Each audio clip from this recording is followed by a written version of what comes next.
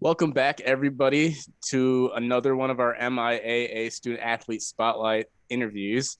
I am here with Sarah Frick from St. Mary's College. Sarah, so glad to have you on the program. Thank you so much for having me. So, Sarah, you are a lacrosse player down at St. Mary's College. Describe that sport to our audience and what that means for you, and specifically, what is it like playing at the Division III level, specifically in the MIAA? I think to start off, lacrosse, not a big sport in the Midwest, but definitely big and up and coming.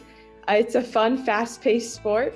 I think one of the best things about being in the MIAA and being a D3 athlete at St. Mary's is, one, it's so cool to be an MIAA athlete because the MIAA is the oldest athletic conference. So I think there's a huge legacy that comes with that. And being in the MIAA, there's such a good balanced competition between all of the teams. There's lots of close games. You never really know who's going to win, who's going to come out on top. And I think as athletes, it's so awesome to go into a game with a mindset of being all right, we don't know who's going to win, who's going to lose. So you really have to push yourself, push each other, and play for the full 60 minutes. And when you have a close game, honestly, for me, it's more exciting than having a blowout game where you know you're going to win. So to follow up on that, you talked a little bit about the in-sport competition of lacrosse. What are some of the rivalries that you look forward to in the MIAA? What are some events that you've participated in that you really enjoyed?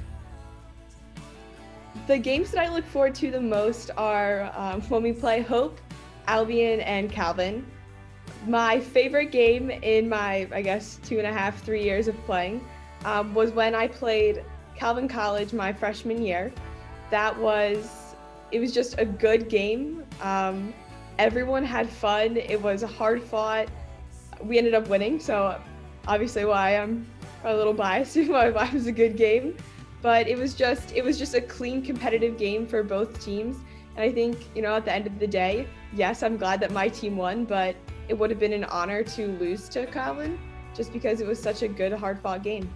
Now, lacrosse, like a lot of spring sports, tend to start a little bit in the winter with conditioning and then can bleed over into June. In some years, it's kind of crazy.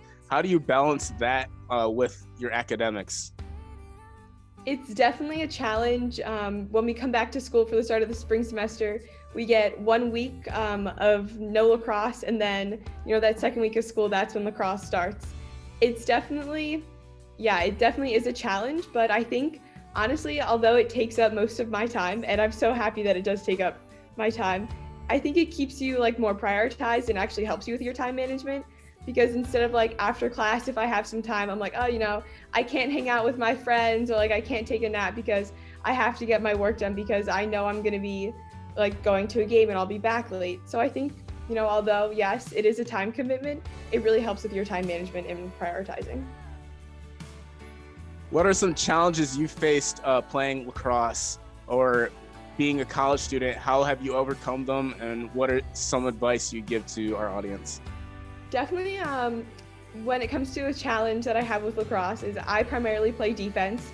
That's my favorite position. I've been playing defense in lacrosse for as long as I can remember. And occasionally, especially in transitions, if it's a fast-paced transition and I'm carrying the ball over the restraining line, I'll play offense.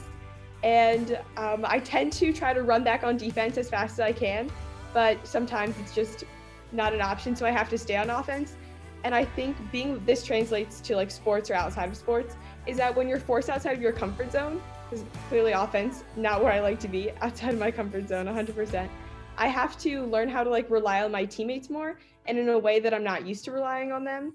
And it just forces you to improvise and adapt to a new situation where you might not know the outcome, you might not know what your role is, but it just makes you have to learn quick on your feet. Now, playing lacrosse in the spring, you sometimes get a little bit of weird weather. How do you adapt to that? Going from sometimes winter aspects to spring to summer, it all mixes. What's some things you do? Wear lots and lots of layers, bring lots and lots of layers. I think a couple of my teammates will make fun of me for how cold I get, I tend to wear as many layers as I can, and I'll try to stuff as many hand warmers underneath my layers as possible. I've tried to put hand warmers in my shoes before, in a headband, in gloves, and especially when we're going from the cold to the hotter weather, I think you definitely just need to make sure that you're pre-hydrating a lot more than you think you need to be or than you usually are. So that's one thing that we definitely stress on our team is bring all your layers, pack extras for other girls who are gonna forget to pack theirs, and make sure that you're hydrating a lot. Sarah, thank you so much for joining me on this interview. I wish you the best of luck for your upcoming season. Thank you so much for having me.